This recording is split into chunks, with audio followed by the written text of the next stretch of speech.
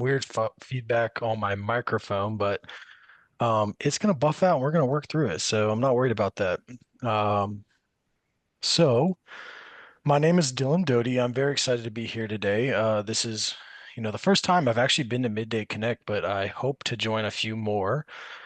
So I just want to thank the team at Some Adventure Studios for having me, and a special thanks to Hannah Morales, who, put everything together behind the scenes. So today, we're going to talk about how to determine if you're a fit for federal funding. And my primary focus is on the SBIR STTR program. So that's the Small Business Innovation Research, Small Business Technology Transfer. There could be other sources of federal funding.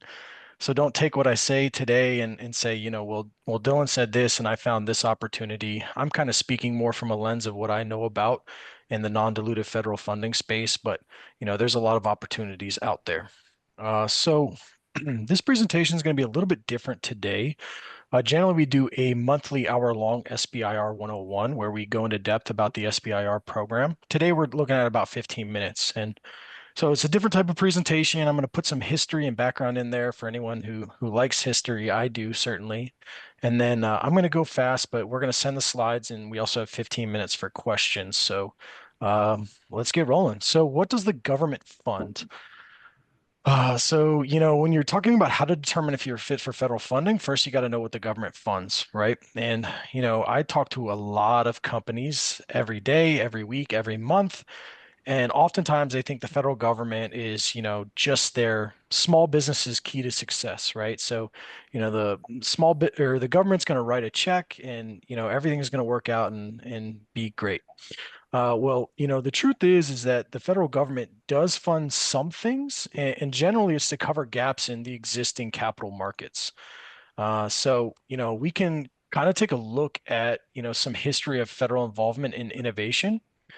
You go back to 1982, the Manhattan Project, the federal government dumped a lot of money to, uh, produce the science and engineering behind the atomic bomb, which ended World War II.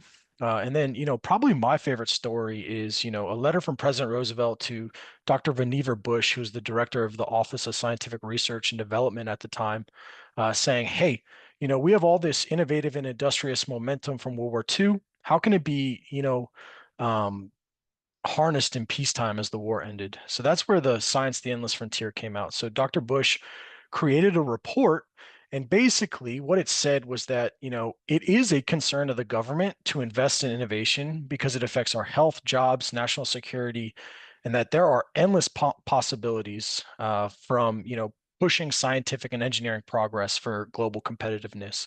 So this is really where the federal government started putting a lot of dollars towards institutions of higher education, businesses, et cetera. They really kind of took the lead in funding a lot of different programs.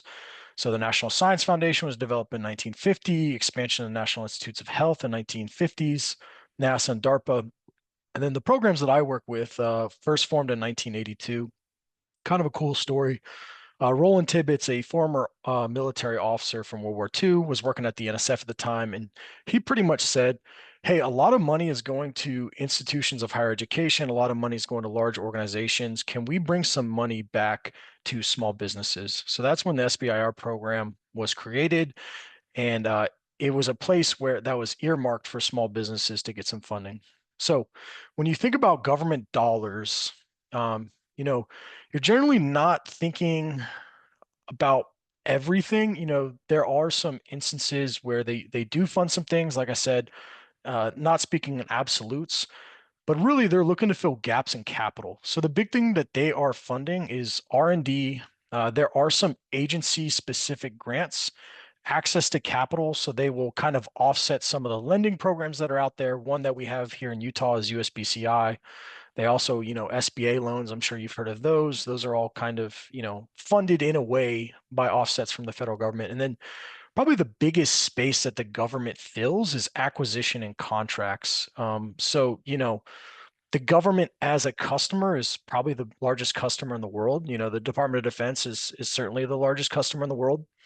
And there's a lot of organizations out there that can kind of help with this acquisition contracts type of work. And that's going to be generally your Apex Accelerator. There's one in every state. There's one here in the state of Utah under the Governor's Office of Economic Opportunity.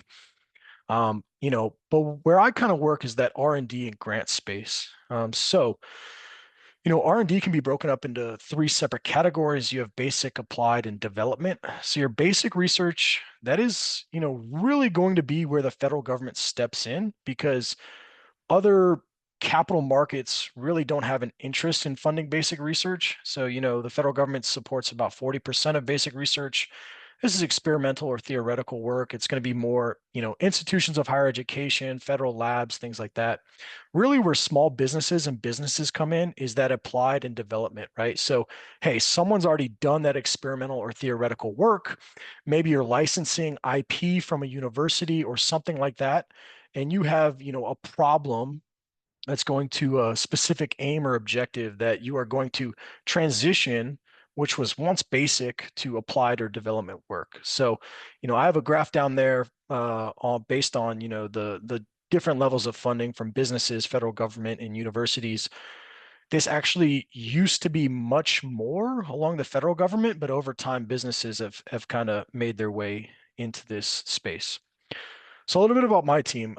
We joined the Nucleus Institute on July 1st. I'm formerly with the Utah Innovation Center, and we were under, oh man, a lot of acronyms here. We were under GOEO, the Governor's Office of Economic Opportunity.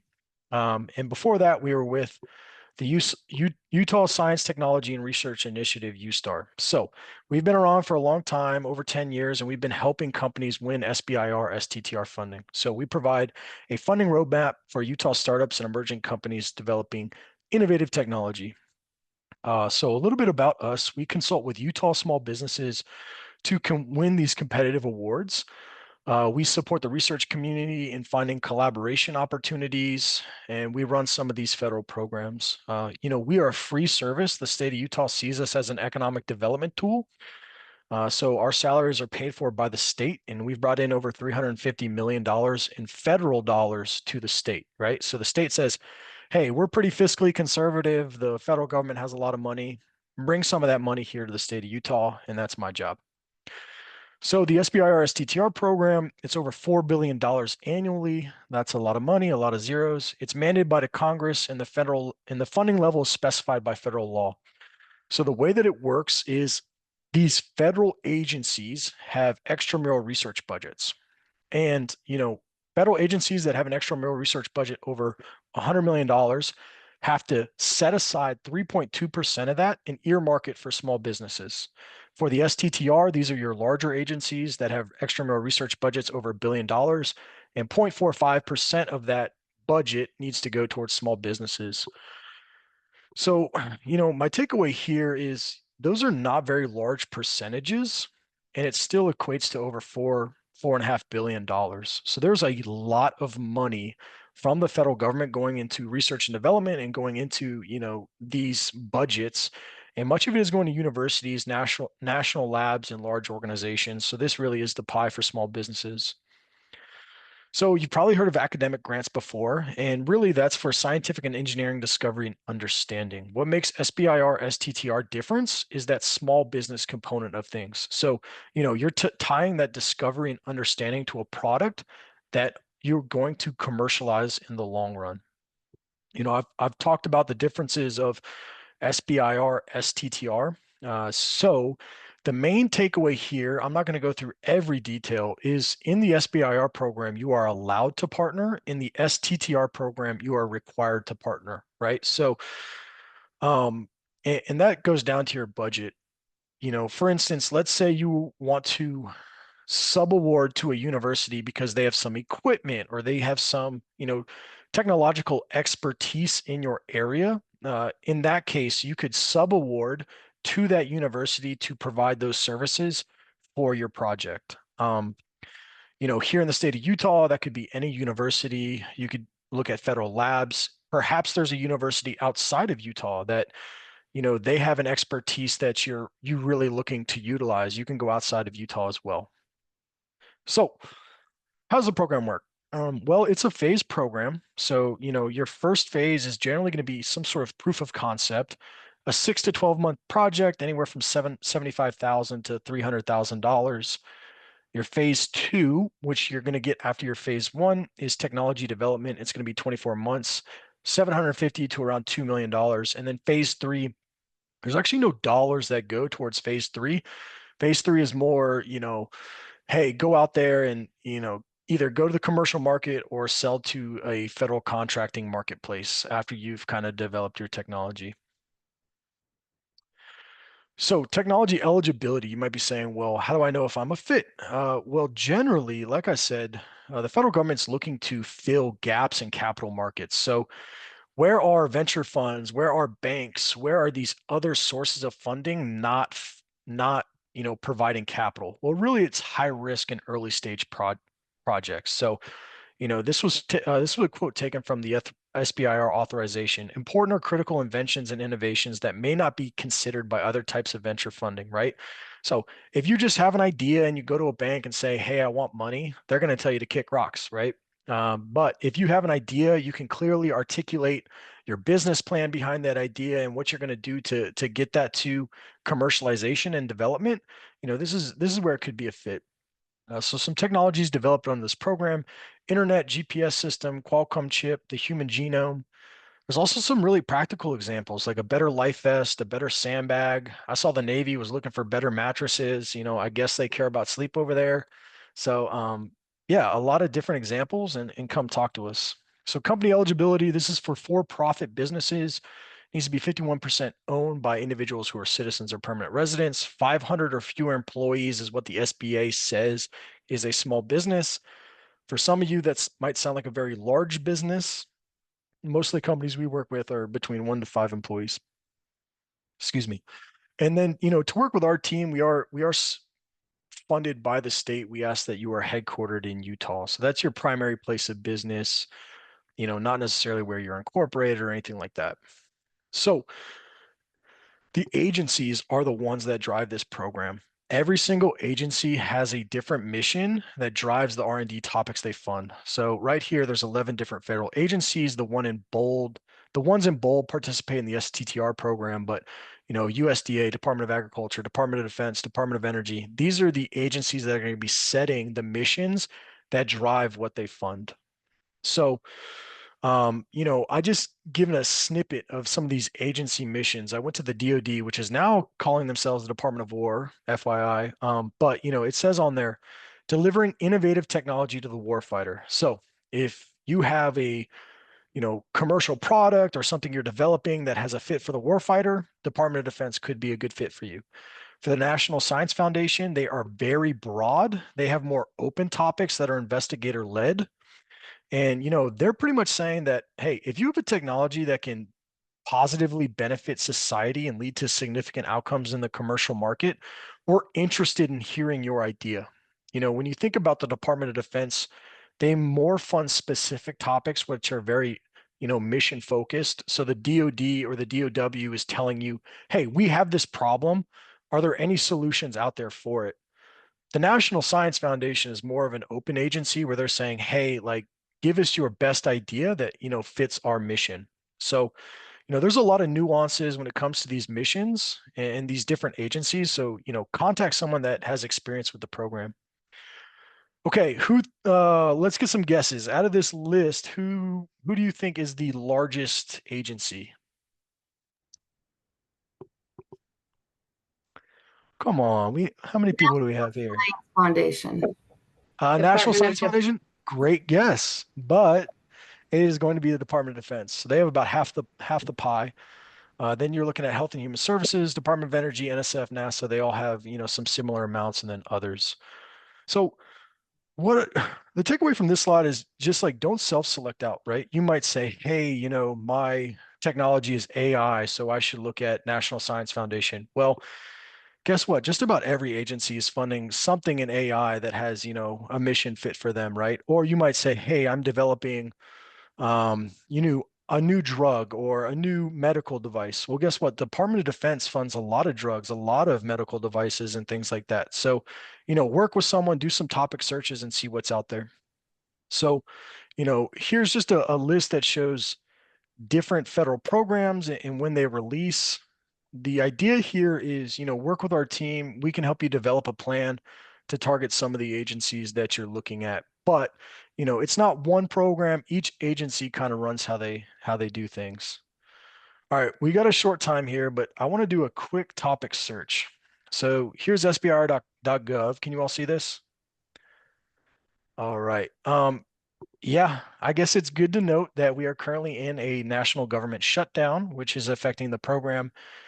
And in addition to that, the SBIR STTR program has not been reauthorized. So it's been reauthorized for 40 years, and we expect it to be reauthorized. The two bills that are currently in place, there's just a lot of differences between them. So they might do a clean 1 year extension before they can work that out. So I'm not going to have, I don't have time to go into too much depth today.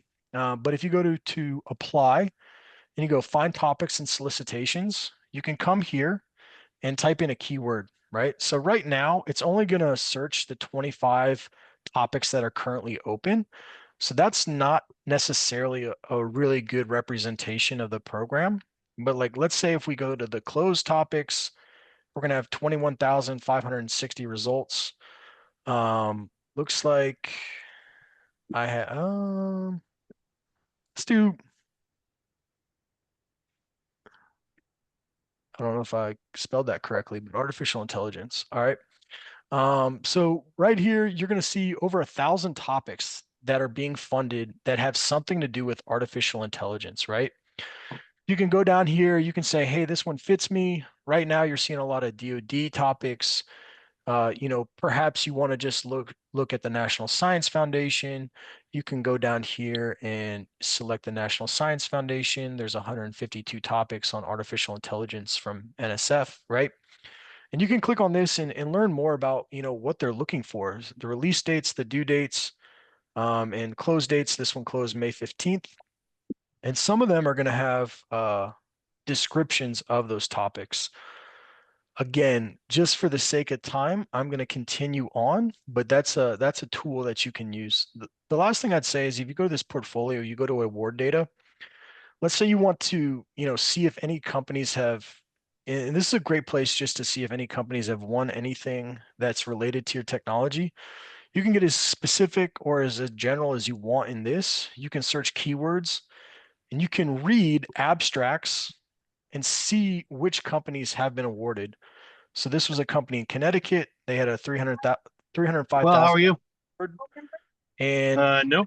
here's their abstract. So you can read that abstract. All right, I am going to get back to the presentation and finish up. So some other resources. One of the things we have here in the state is we have some state funding to help support companies that are applying to this process. So we have a micro grant. It's $3,000, $2,000 if you're located in a rural county, and that's for submitting an SBIR for the first time.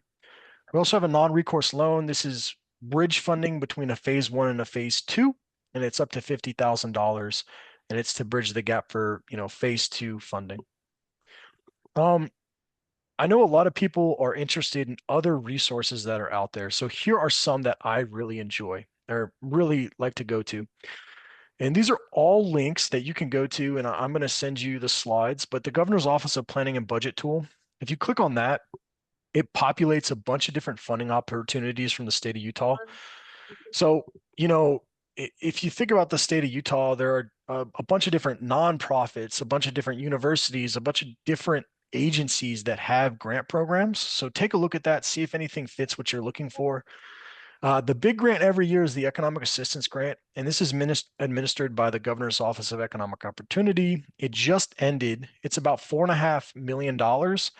So to put it into scale, it's about 1,000 times smaller than the federal SBIR program. So the federal government has a lot of money, but it's up to $200,000 for a project based, and then it should be targeted industry focused. I have custom fit up there for training, utahfounders.org, startup state. There are some state agencies. I have a typo there. Ignore that. Universities, and then there are some pitch competitions out there and industry partners. The last thing I'd say is we do have this nucleus fund. So this was the Utah Innovation Fund. and it's building a catalytic ecosystem that empowers founders to scale deep tech ideas into companies. Here is the portfolio that they have invested in. So it's $40 million. They've made 16 investments with an average check size of $250,000. So this is another opportunity that the state has. This is not non-dilutive. This is equity capital. So keep that in mind. But it's something that my team has.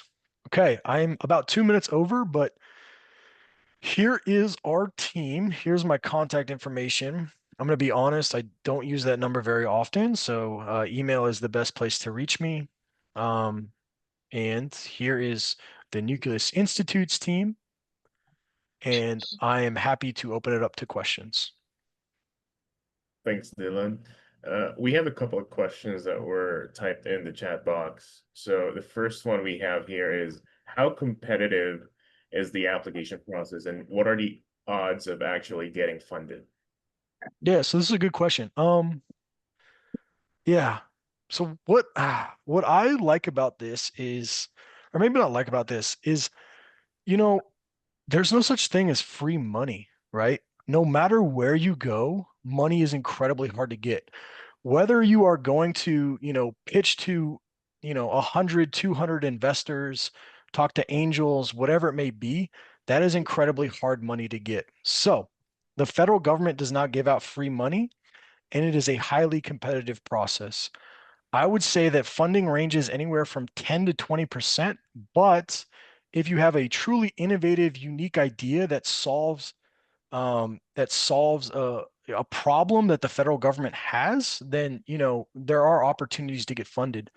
The other thing I would say is, this takes some grit, this takes some determination. Entrepreneurs, they have some of the toughest jobs in the world out there, right? Like, I mean, I collect a paycheck every week. I don't have to worry about where that's coming from. So you need to have some grit. You need to have some determination in doing this program. Most companies we see don't get funded on their first application. Sometimes it's their second application. So um, there's the reality check. There's the odds. Happy to take any other questions.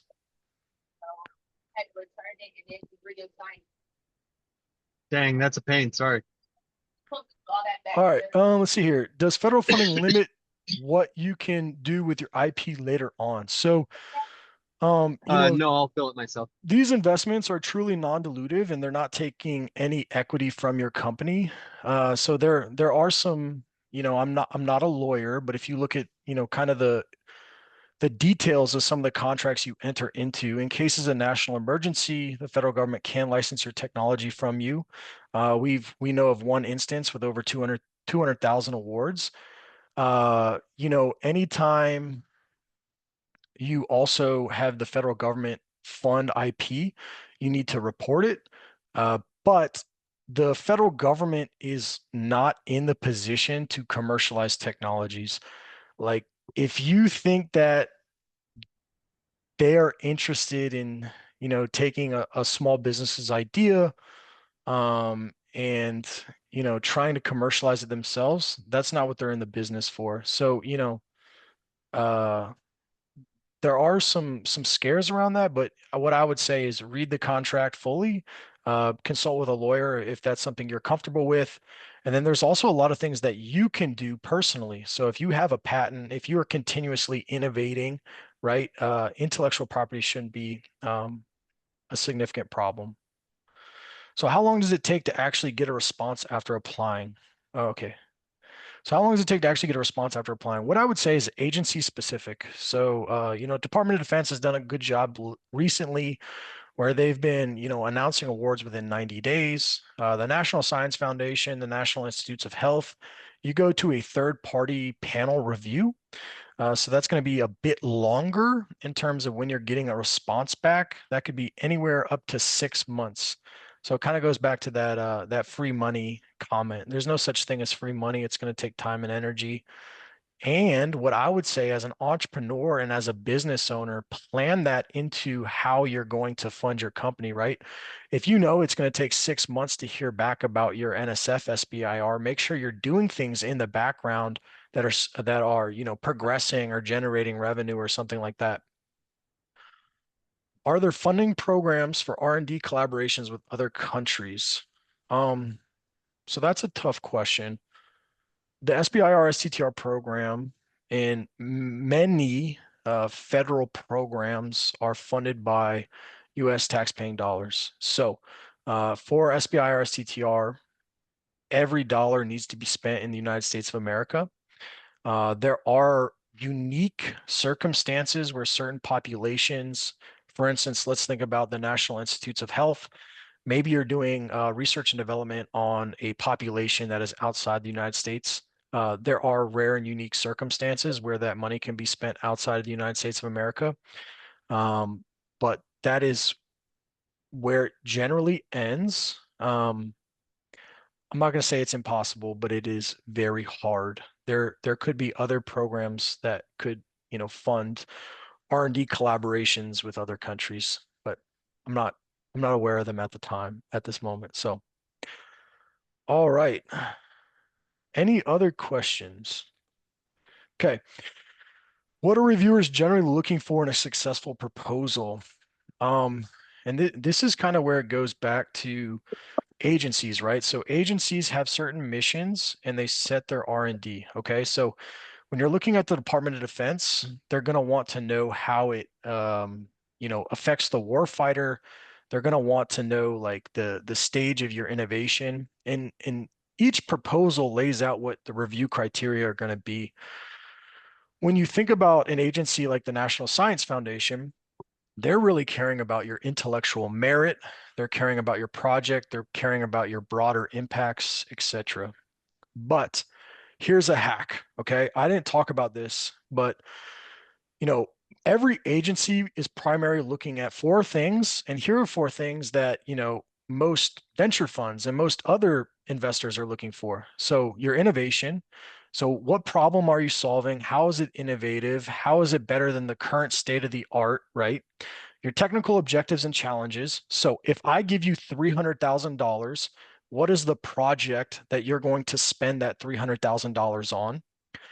Your market opportunity. So is there a market opportunity out there, or is this just a hobby project, right? And then fourth is your company and team, right? So the federal government is not just investing in your innovation and in your project and in the market opportunity, but they're investing in you, right? So if you have a passion behind this project, if you have a good team in place that is going to take this, project from idea to the commercial markets, that's something that's going to be really important. So those are the four things that they're really looking at, no matter how you slice the pie, I guess you could say. So how do we get started with your office? Can we get your email again? I will put in chat.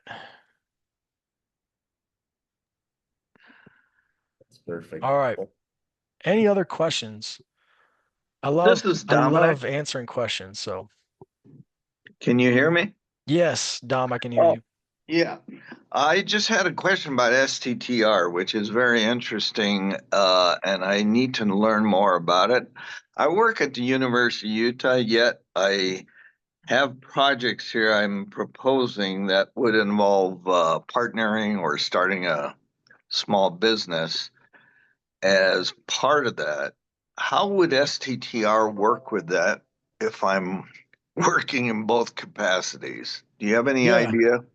Yeah, Dom. So first off, I think every university is going to be different, right? You need to understand what the rules are when it comes to your university.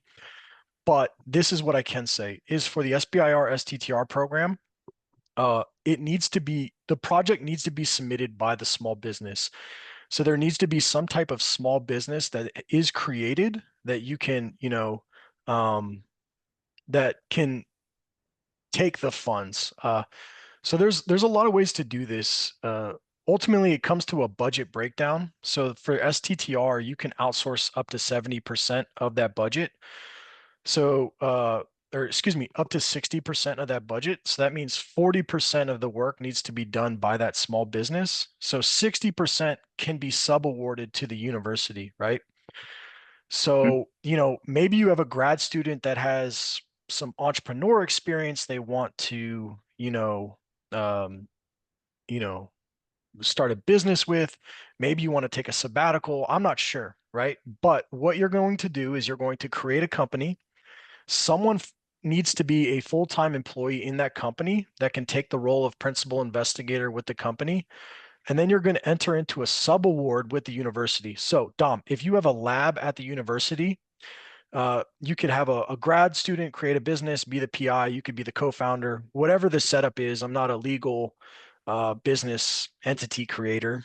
But then you're going to enter into a sub-award with the university with your lab, and you could be the primary point of contact from your university. In terms of how IP is worked out, you need to have a collaborative research agreement in place that spells that out. So different universities have different ways in which they, distribute IP. Yeah. So there's I'm pretty a lot you can oh, talk about sorry. on that. Yeah, I just want to say I'm pretty familiar with the university because I've been through our TLO or Technology Licensing Office. They have a reverse license agreement, and I'm fully aware of that now.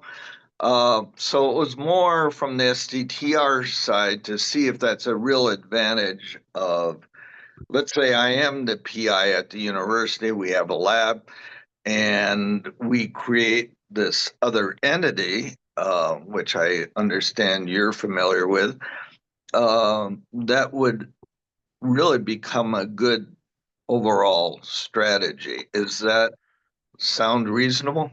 Yeah, that sounds very reasonable. And if you want my personal opinion, I think partnering with the university is amazing. I mean, if you think about it, a small business doesn't have the access to equipment, grad students, et cetera, that a university has, right?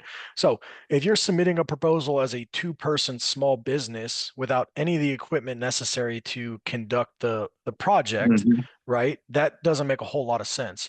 But, if you are able to partner with a larger organization, maybe it's a, nonprofit research institution, you have access to all that equipment, those grad students, those professors, et cetera. I think when you look at that team portion of your proposal, that really strengthens it. But here's another thing is you can still partner with a research institution in SBIR, right? You can outsource up to a third of your project in a phase Mhm. one and half of it in a phase two. So there's nothing barring you from working with the institution of higher education in an SBIR. So, think about that as well. Thank you. I guess I'll have to get into a little more detail later in terms of SBIR versus STTR. It just sounded like STTR might be a little more appropriate, but Yeah. like Well, to learn more about that. yeah, happy to chat. And that's what I do. I consult with companies all the time. So, and Cool. professors and whoever else wants to talk, I'll talk to you. Great. Thank you. Yeah. Mhm. All right. We are at time, but thank you everybody for your questions. Dylan, thank you for answering the questions and having that great presentation. We will make sure that the recording of this presentation today gets shared with everybody, including your contact information, so that anyone who wishes to get in touch with you can connect with you after this meeting. But thank you again, everyone, for Yeah, participating. great. I just like one last comment. I just want to say thank you to everyone that participated, asked questions. That's amazing. And thank you to Summit Venture Studios, Chris, Taylor, Hannah. So thank you so much for today. Y'all have a good day. We'll see you next week.